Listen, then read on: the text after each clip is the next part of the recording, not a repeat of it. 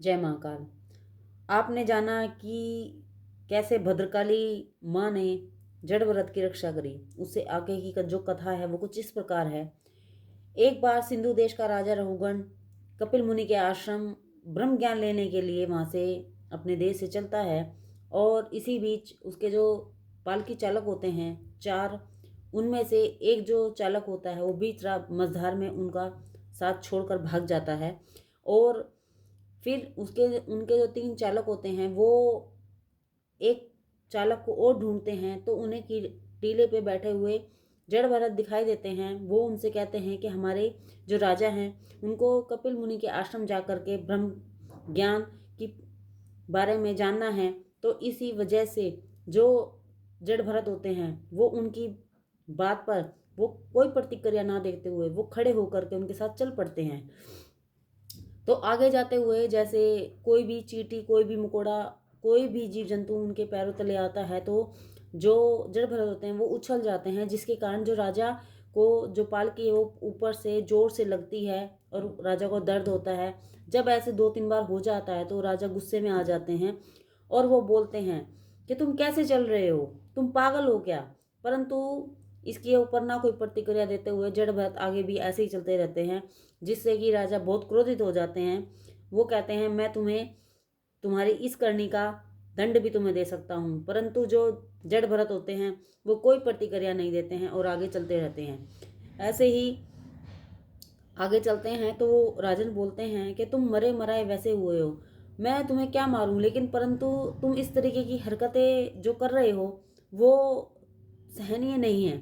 तो इस बात को सुन के जब जड़ भरत आगे बढ़ जाते हैं तो वो सोचते हैं कि ये जो राजा है जो मेरे कंधे पे बैठा है, ये नर्कवासी तो वैसे ही हो चुका है, परंतु इसका उद्धार मैं करूंगा, इसको उपदेश मैं दूंगा, क्योंकि ये मेरे परमात्मा के पास उनके निकट जाना चाहता है, उनके बारे में जानना चाहता है। तो इसी प्रकार जब वो आगे चलते हैं तो जो राजा होता है वो देखता है कि जो जड़ भरत होते हैं उनकी चाल नहीं बदलती है और वो बार बार उछलते रहते हैं, कोई भी कीट, कोई भी मकोड़ा आने की वजह से। तो राजा बहुत गुस्से में आ जाते हैं। जैसे ही राजा कुछ बोलने लगते हैं उससे पहले ही जो जड़ भरत होते हैं वो बोलते हैं कि राजा आप मरे मराए को क्या मारोगे, आप मुझे मार दोगे, परंतु आप एक बात ध्यान रखिए, मैं तो अपने परमात्मा के चरणों से लग जाऊंगा जाके, परंतु आपको मुझे मारने से क्या अमर हो जाएंगे आप, मृत्यु तो आपको भी आएगी। तो ये बात जो सुनकर जो राजा होते हैं वो आश्चर्यजनक उसकी तरफ देखते ही रहते हैं और जो जड़ भरत होते हैं वो उनको उपदेश देना शुरू कर देते हैं। तुमने जो मुझे लेकर के ये बात कही ये बिल्कुल सत्य थी कि मैं मरा हुआ हूँ, ये पूरा संसार मरा हुआ है, तुम इस पालकी में बैठे हुए तुम भी मरे हुए हो। जो शरीर है ना वो शव के समान ही है। और ये जीवन की सच्चाई आपको समझनी होगी। जो ज्ञानी व्यक्ति होता है ना वो संसार में किसी चीज को सत्य नहीं मानता एक अपने प्रभु के अलावा। प्रभु के लिए ऐसा भाव उसका हो जाता है कि ये जो जितने भी संसारिक चीजें हैं उसके लिए कोई महत्व नहीं रखती हैं। शरीर को शक्ति मन देता है और मन को शक्ति बुद्धि देती है। बुद्धि को चेतना देने वाली है आत्मा, अर्थात अंतः। शरीर के धर्म मुझे प्रभावित नहीं करते। राजन, मैं इस प्रकार इसलिए चल रहा हूँ कि कोई चींटी आदि मेरे पाँव के नीचे कुचलकर मर ना जाए। चलते हुए हुए भी मुझे हर चींटी में परमात्मा का रूप दिखाई देता है। यही मानकर मैं ईश्वर का चिंतन करते हुए चलता हूँ, अंततः मेरी चाल तो ऐसी ही रहेगी। जड़ भरत ने ऐसी विद्वता भरे वचन सुनकर राजा ने सोचा, ना ना, यह कोई पागल नहीं है, यह तो कोई परमहंस ज्ञानी महात्मा है। लगता है कि यह कोई अवधूत संत है, वेदांत के कठिन सिद्धांतों का वर्णन कर रहे हैं। इनकी ब्रह्मनिष्ठा अलौकिक है। मैंने इसका अपमान करके बहुत बुरा किया है। यही सोचकर राजा चलती पालकी से कूद पड़ा। जो राजा भरत जी को मारने के लिए तैयार था वही अपमानित होने पर भी सम्मानित होने का पर कोई प्रभाव नहीं हुआ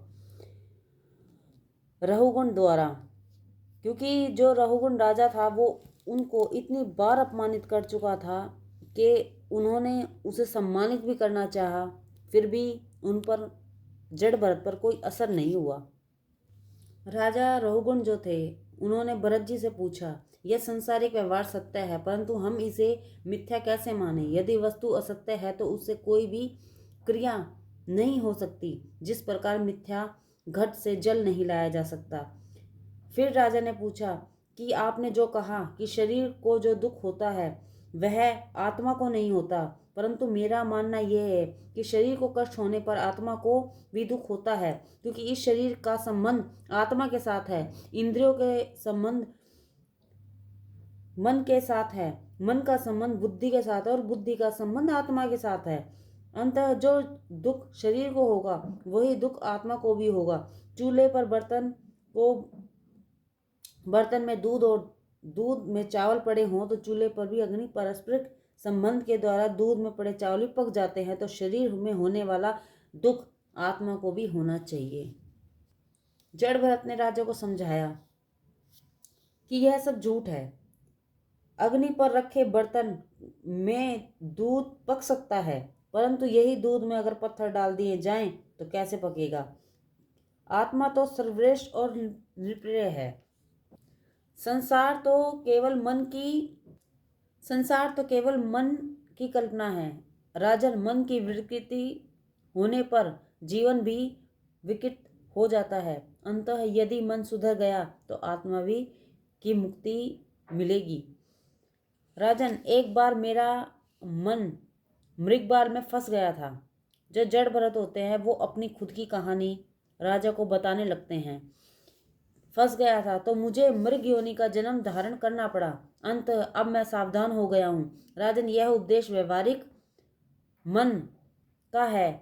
माता को अपनी संतान का बोझ नहीं सलाता, क्योंकि वह मन में बसी हुई ममता कार्य कर रही है। माता को अपना पुत्र फूल के बराबर हल्का लगता है और दूसरों का पुत्र वजनदार। जो माँ होती है वो अपने बच्चे को 9 माह अपने पेट में रखती है, पर उसका वजन उसको वजन नहीं लगता है। अपना पुत्र वजनदार होने पर भी फूल जैसा ही हल्का प्रतीत होता है, और इन सब का कारण यह मन ही है। मन कहता है कि यह अपना है और जो दूसरा है वो पराया है। यह सब मन के धर्म है और मन के ही खेल हैं। मन के खेल के कारण ही मुझे कभी मृग बनना पड़ा था। मन के सुधारने पर ही जगत सुधरता है।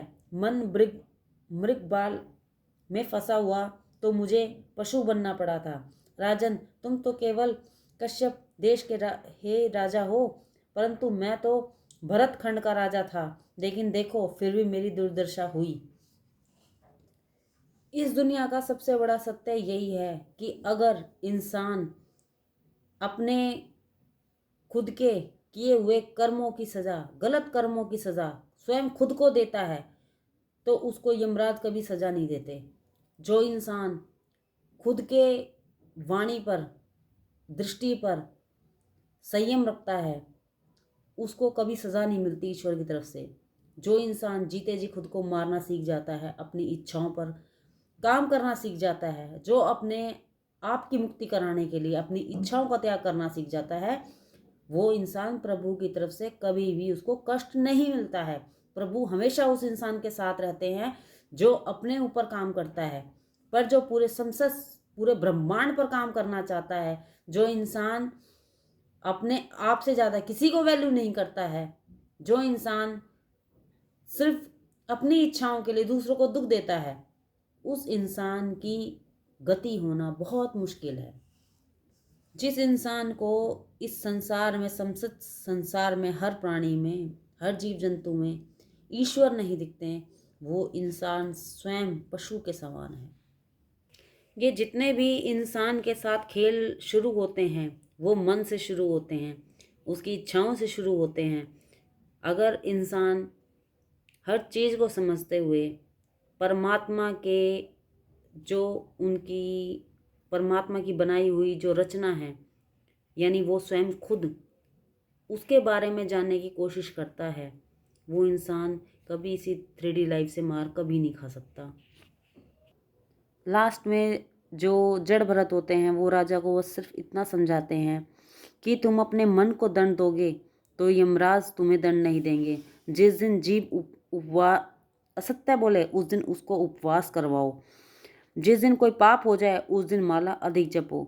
कुल मिलाकर जो राजा थे वो जड़ भरत के चरणों में नतमस्तक हो जाते हैं और कहते हैं कि मुझे ऐसा लगता है कि मुझे कपिल मुनि के आश्रम अब जाने की ज़रूरत नहीं है, क्योंकि कहीं ना कहीं जीवन का सत्य होता है, वो समझ जाते हैं। ज़िंदगी सिर्फ ये नहीं है कि इंसान रिश्ते नातों के साथ कितना खुश और कितना दुखी है, उसके लिए सबसे ज़्यादा ज़रूरी यही है कि जो परमात्मा ने उसको जीवन दिया है, अगर उसको अपनी मुक्ति करानी है तो अपनी इच्छाओं की समाप्ति उसको ज़रूर करनी पड़ती है।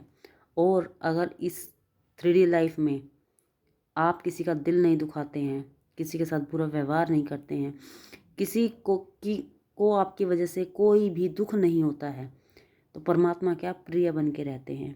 इसलिए अपनी ज़िंदगी में अपने ज़बान पर, अपने मन पर कंट्रोल करके रखिए। ईश्वर कभी किसी को दुख नहीं देता, दुख स्वयं इंसान के कर्मों से उसे खुद मिलता है। जय महाकाल।